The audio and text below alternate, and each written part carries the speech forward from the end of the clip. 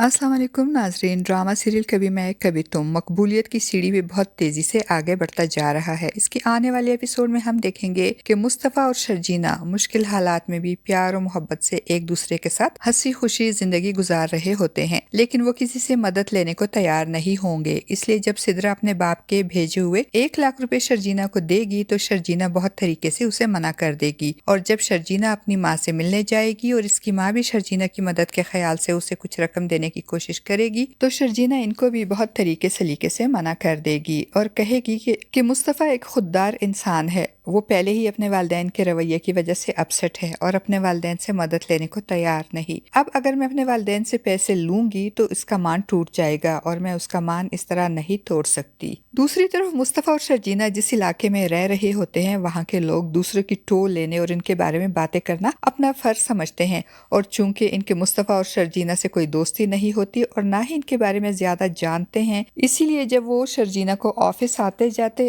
और मुस्तफ़ा को घर बैठे देखेंगे तो इनको यही लगेगा कि मुस्तफ़ा कोई काम धंधा नहीं करता बल्कि घर बैठकर बीवी की कमाई खाता है। इसलिए जब मुस्तफ़ा को बाजार से चीजें खरीद कर घर आते हुए देखेंगे तो मोहल्ले की 2 औरतें मुस्तफ़ा पे तंज करते हुए कहेंगी कि देखो ये कैसा आदमी है जो बीवी की कमाई खा रहा है, खुद तो सारा दिन घर बैठा रहता है और बीवी को काम पे भेज देता है। और मुस्तफ़ा जो पहले ही घर वालों की ज्यादतियों और तानों की वजह से हसास हो गया है, वो अपने मोहल्ले वालियों की बातें सुनकर अपसेट हो जाएगा और घर आकर शर्जीना को भी बताएगा। तो शर्जीना उससे तसल्ली देते हुए कहेगी तुम्हें इन लोगों की बातों को सीरियस नहीं लेना चाहिए, इनकी बातों की वजह से टेंशन लेने की कोई जरूरत नहीं। ये लोग तुम्हें जानते ही कितना है, इन बेचारियों को क्या मालूम कि तुम एक गेमिंग एक्सपर्ट हो और एक नया गेम डेवलप कर रहे हो, सारी रात जाग कर काम करते हो। शर्जीना की बातें सुनकर मुस्तफ़ा को भी तसल्ली हो जाएगी। दूसरी तरफ वक्त गुजरने के साथ साथ अब मुस्तफ़ा के घर वालों को भी मुस्तफ़ा की कमी महसूस होने लगेगी। मुस्तफ़ा का बाप तो पहले ही जानता था कि मुस्तफ़ा बेकसूर है और उन्होंने ये बात सिद्रा से भी कही थी कि मैंने रुबाब की पुलिस को बुलाने और मुस्तफ़ा को गिरफ्तार करवाने के खौफ की वजह से मैं चुप था और मुस्तफ़ा को थप्पड़ मारकर घर से निकाल दिया था कि जब रुबाब का गुस्सा खत्म हो जाएगा और हालात नॉर्मल हो जाएंगे तो मैं मुस्तफ़ा को वापस बुला लूंगा। इफ्तिखार साहब ने तो अपनी सोच के मुताबिक अमल किया था, मगर इनको ये नहीं मालूम था कि इनके इस अमल से मुस्तफ़ा की सेल्फ रिस्पेक्ट किस तरीके से हर्ट हुई है। और अब माँ बाप और बहन लाख मुस्तफ़ा को बेकसूर समझे मगर मुस्तफ़ा की इस तकलीफ का अजाला नहीं कर सकेंगे। अब तो शगुफ्ता बेगम को भी मुस्तफ़ा की कमी महसूस होगी और जब सिद्रा इनको ये बताएगी कि वो मुस्तफ़ा से मिलने गई थी मगर मुस्तफ़ा ने इससे कोई बात भी नहीं की बल्कि